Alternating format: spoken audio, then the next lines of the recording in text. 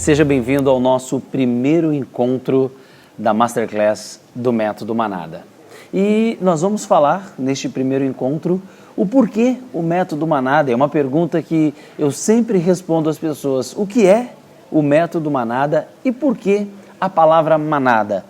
Se a palavra manada tem o significado de manada mesmo, de bois, de elefantes. E por que é que os animais têm dentro deles, da mente deles, o conceito de reunir em manada com um único objetivo: proteger-se e proteger a sua espécie. E não muito diferente dos animais, nós, seres humanos, também temos o instinto de nos proteger e agimos em manada. Toda vez que o animal ele se sente ameaçado e que ele está em bando, em grupo, ele se reúne em manada, a fim de proteger uns aos outros. O ser humano, não muito diferente, desde os primórdios, sempre tem o desejo, é um desejo universal, de estar junto aos outros. Existem alguns desejos universais, eu vou pedir gentilmente para que você prepare papel e caneta para tomar nota de alguns desejos universais que estão inerentes e inatos a todos os seres humanos. Um dos desejos que todo ser humano possui é o desejo de ser saudável, de ter muita saúde. Um outro desejo que todo ser humano quer é estar entre os melhores, estar entre os vencedores. Há um outro desejo também inerente a todo ser humano, que é o ganho sem esforço, o desejo de ganhar mais trabalhando um pouco menos. E existem muitos outros desejos que ao longo da nossa Masterclass, ao longo das aulas eu vou falar sobre eles. Mas eu quero começar falando e explicando para você o que é o método transformador de vendas, que é o método Manada. E por que é que eu criei esse método? Ao longo de 18 anos, eu atuei como profissional da voz e vendas nas maiores redes varejistas do Brasil, que são empresas no mundo varejista no Brasil. Empresas como o Grupo Pão de Açúcar e também o Grupo Carrefour. E ao longo desses anos que eu trabalhei para essas empresas, eu realizava um evento chamado Ação de Vendas. Ele consistia em oferta hipnótica. E a oferta hipnótica é uma das aulas que nós teremos aqui na nossa Masterclass. O objetivo era reunir as pessoas que ali estavam para fazer compras com o intuito de que elas levassem o produto que nós escolhemos para elas. Ou seja, a escolha do produto que elas iam levar para suas casas era feita por um grupo chamado Expert em Vendas, que fazia uma negociação antes da oferta. Havia uma negociação entre os fornecedores de televisores e aquela melhor negociação faria com que aquela loja a qual o evento iria acontecer recebesse ali um número muito grande daquele produto. No caso, televisores são produtos de desejos, também computadores, notebooks e smartphones. Esses basicamente eram os produtos mais trabalhados. Primeiro que são produtos de valor agregado. Se você fizer uma comparação dentro de um supermercado entre uma uva, um chocolate, um pãozinho e um smartphone, um televisor, os valores, claro, dos produtos eletrônicos, eles são muito maiores, muito elevados. Por isso, o nome de valor agregado. E esses produtos, eles eram criteriosamente selecionados para que houvesse esse trabalho de ação de vendas e para que acontecesse o método Manada. Basicamente, o evento funcionava da seguinte maneira: eu usava o microfone da loja para atrair a multidão que estava ali para fazer compras e havia ali storytelling, muita história e também copyright, para que as pessoas se sentissem atraídas pela chamada. Então, o chamado ele envolve a atenção e é a primeira parte de uma venda. Como chamar a atenção do teu potencial cliente e como atrair esse cliente através dessa atenção. Mas não basta, claro, nós estamos falando aqui já do funil de vendas, existe um funil, não basta você só atrair, você precisa converter essa venda. E para converter, você precisa utilizar o storytelling, é claro. E dentro da Masterclass, você vai aprender a contar história, pois ela faz parte da evolução humana desde os seus primórdios. Então, para chamar a atenção, você precisa de uma história envolvente. No caso da ação de vendas, a história que era contada era que as pessoas que estavam ali em momento de compras, estariam diante de uma oportunidade. E quem não se sente atraído por uma oportunidade? A palavra oportunidade, ela reflete um gatilho mental de atenção. Oportunidade gera atenção, urgência gera atenção, água, fogo são palavras que geram atenção. Para atrair o cliente, o primeiro passo é você descobrir as palavras que vão chamar a atenção diretamente na psique através do storytelling. O storytelling nada mais é do que uma ferramenta de chamar a atenção. Contar uma história para que a pessoa esteja atenta a ela. Quando criança, os pais sempre diziam: meu filho, vou lhe contar uma história para dormir. Porque desde pequenos nós já fomos condicionados a histórias. Então o primeiro passo para você chamar a atenção do seu potencial cliente é contar uma história. Mas não é qualquer história, é uma história envolvente, que envolva o seu cliente. Dentro da ação de vendas, a história que eu contava para que o cliente pudesse parar as compras dele e se voltar àquilo que eu estava falando, era a história do interesse. Duas coisas que movem o ser humano a ouvir a sua história: o interesse por ela ou o medo por ela. São essas duas coisas que fazem alguém ter a atenção tomada. Ou você toma a atenção de uma pessoa pelo interesse dela, aquilo que você vai falar e contar, ou você chama a atenção pelo medo que ela tem daquela história. Então, a história serve para gerar interesse ou gerar medo. Antes de tomar o teu roteiro, pense: eu quero gerar na pessoa o qual eu vou converter na venda do produto ou do serviço que eu vou oferecer, eu vou gerar medo ou interesse. Então você vai criar uma história baseada ou no medo ou no interesse. Este é o primeiro passo. Vamos ao passo 2, porque não basta somente chamar a atenção do meu potencial cliente. Eu preciso atraí-lo para a minha oferta. E como que eu faço essa atração? Através do conhecimento. Existem duas maestrias: a maestria emocional e a maestria estratégica. A maestria emocional é a historinha, o storytelling. E para agregar o storytelling, você traz o story doing, que é a maestria estratégica, que é o fato por trás da história. Toda história tem um fato. O fato é o acontecimento. E para que essa história tenha sentido, você precisa agregar nela significado. E este significado é justamente o story doing, o fato ou o acontecimento, algo real que aconteceu na tua vida ou que te envolveu a fazer aquilo. Eu costumo chamar de chamado ou de propósito propriamente dito, porque é o chamado ou o propósito que vai fazer a pessoa se conectar com você ou com o produto que você tem a oferecer. E essa é justamente a maestria estratégica, o story doing, a realidade, o fato, com a emoção que você vai apresentar daquele acontecimento. Eu vou dar um exemplo para você. Digamos que você diga a seguinte frase: o menino, ele viu o incêndio do prédio. Olha que interessante. Quando fala em incêndio, alguma coisa está pegando fogo. Mas o que está pegando fogo é o prédio ou é alguma outra coisa que está pegando fogo? Olha que interessante. O menino viu o incêndio do prédio. Tem duas representações. Ele pode estar em um prédio, vendo algum lugar pegando fogo, uma árvore, por exemplo, ou ele pode estar vendo o prédio pegando fogo. Observou que quando você diz que o menino viu o incêndio do prédio, pode ser o prédio ou não que esteja pegando fogo?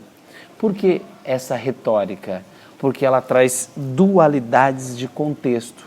Tanto faz o prédio estar pegando fogo ou ele estar no prédio vendo outra coisa pegar fogo. Isso é a maestria estratégica, é a condução. A estratégia é o caminho. Anote isso, estratégia é o caminho. E o caminho que você vai conduzir o seu potencial comprador, ele é importante, porque no meio deste caminho pode haver perigo, pode haver variáveis. Digamos que você quer conduzir o teu cliente para a compra, mas ele está insistente em não querer comprar, porque ele tem objeções. E aí é importante você anotar 3 coisas que vão impedir a venda de acontecer. Número 1, o medo.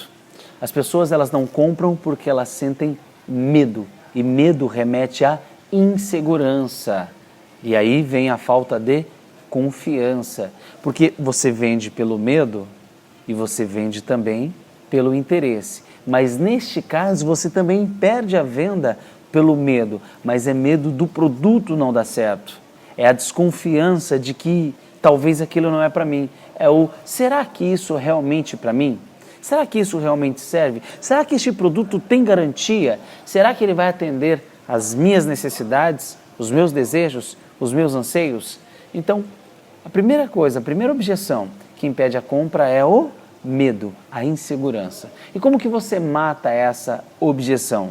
Demonstrando, através da maestria estratégica e das histórias de pessoas que fizeram a compra daquele produto e tiveram resultado.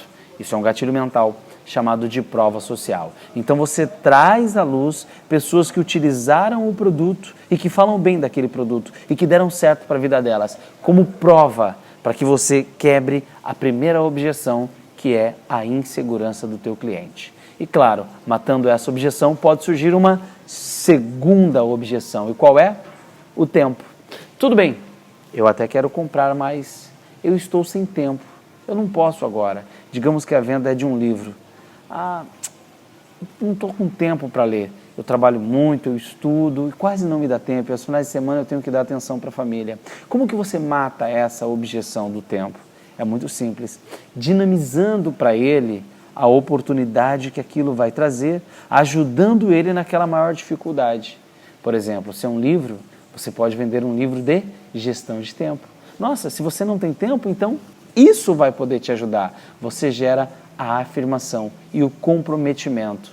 Então, se você tem falta de tempo, significa que você precisa de ajuda. E o meu produto pode te ajudar nisso, nisso e nisso. Mas digamos que você não venda o livro que fale de gestão de tempo. Digamos que você venda, de repente, um vinho. E o cliente fala, eu não tenho tempo de tomar um vinho, ok. Mas quando você conseguir um tempo, você vai precisar comemorar. Porque essa sua falta de tempo, ela é um problema, não meu. Um problema para você. E o meu produto vai ajudar você justamente com isso, a comemoração. Então você traz a objeção dele e coloca força na objeção, ensinando que esse problema não é teu, é dele. E você está ali para ajudar a resolver. Se você é rígido e a pessoa faz força, ela te movimenta. Se você é flexível, o movimento, ele passa a ser seu. Você controla. Toda vez que você tem rigidez, pode quebrar. Toda vez que você tem flexibilidade, você controla. Para você controlar o teu cliente, você tem que estar flexível à falta de tempo dele, mostrando que aquilo não é um problema seu, é um problema dele e que o teu produto vai poder ajudar ele justamente nesse problema e nessa objeção que ele trouxe para você, que é a falta de tempo. E a terceira objeção é a falta de dinheiro. Gostei, quero, porém eu não tenho condições. E aí, como eu faço? Nesse caso, você tem que usar algo chamado parcelamento. Você precisa caber no bolso do teu potencial comprador. Você precisa entender de onde vêm as finanças dele, de onde que ele recebe esse prolabore, esse dinheiro, e ver como que ele usa a sua gestão financeira para que possa caber no bolso dele um parcelamento, para que ele possa pagar em parcelas. Claro que de repente você pensa, Fábio, mas se eu entregar o produto, quem garante que ele vai me pagar depois? Então você tem que criar dentro do teu produto uma condição que ele receba em pedaços. Fábio, mas eu trabalho, por exemplo, com venda de bolos. É o casamento da pessoa e o casamento dela é para ontem. E se ela parcelar e de repente eu entregar o bolo e depois ela não me pagar mais, aí você tem que ter um sistema de cobrança muito persuasivo e, claro, um grupo de advogados que trabalhe a parte de cobrança para que realmente a pessoa tenha esse comprometimento de pagar. Mas isso aí já é uma questão de gestão da empresa. Mas se você não couber no bolso da pessoa, não for acessível a ela para que ela possa pagar, ou pagando parcelado e recebendo o produto depois, ou recebendo o produto aos poucos, dependendo do tipo de produto, de acordo com o pagamento, se você não for flexível e acessível ao bolso da pessoa, você também pode perder a venda. Então anote aí as 3 maiores objeções que você sempre vai enfrentar diante de uma negociação: falta de tempo, medo do desconhecido e falta de dinheiro. Quebrando essas 3 objeções, você tem portas abertas no caminho e na estratégia para a venda do teu produto ou do teu serviço.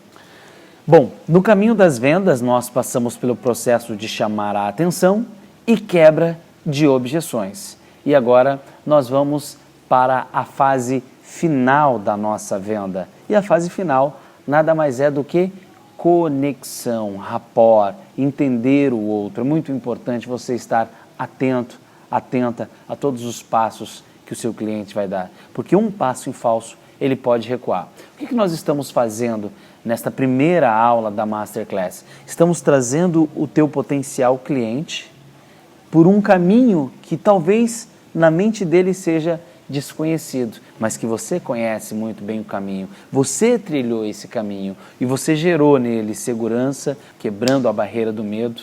Você gerou nele confiança, ajudando ele com o seu próprio problema, e você ajudou ele com flexibilidade no plano de negócios dentro do parcelamento. Essa condução está perfeita para a fase final, que é o fechamento da venda. Neste momento, você precisa de conexão, estar conectado às dores, estar conectado aos problemas, estar conectado 100% com esse cliente. Por quê? Por mais que ele compre o teu produto, a venda ela não acontece naquele momento. Ele pode levar o teu produto e pode haver uma transição financeira, uma transação financeira.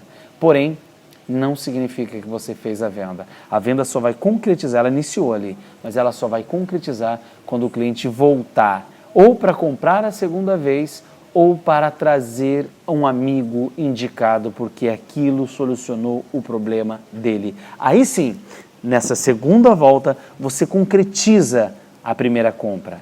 Nesse retorno, ou para comprar de novo, ou para trazer alguém. E normalmente o objetivo é trazer alguém. Se ele veio para comprar mais uma vez, ele precisa indicar uma outra pessoa. Você precisa solicitar indicação. Por quê?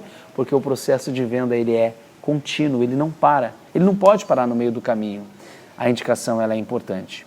E se ele gostou e indicou, aí sim você fecha o ciclo de venda com esse primeiro cliente, já com abertura para o próximo cliente indicado. Ou, se ele veio para comprar mais uma vez, ok, você ainda está dentro do processo. Você fidelizou. A fidelização ela é importante. Porém, a indicação é o que vai dar a continuidade do processo de vendas. E você só fecha o ciclo de uma venda quando ele indica uma outra pessoa. E aí você vai continuar o mesmo processo para a sua segunda, terceira, quarta, quinta e assim por diante, sucessivamente, no traçado do método Manada. Até o momento, nós estamos falando da venda 1 a 1. Nessa primeira aula, nós falamos sobre como vender no B2C, você atendendo o cliente. Mas é claro, o nosso foco não é uma venda 1 a 1. O nosso objetivo dentro do método Manada é uma venda, como eu disse, em manada, em expansão, em larga escala. E é isso que nós vamos aprender, mas não hoje. Na próxima aula, eu aguardo você na nossa segunda aula da Masterclass do Método Manada. Até lá!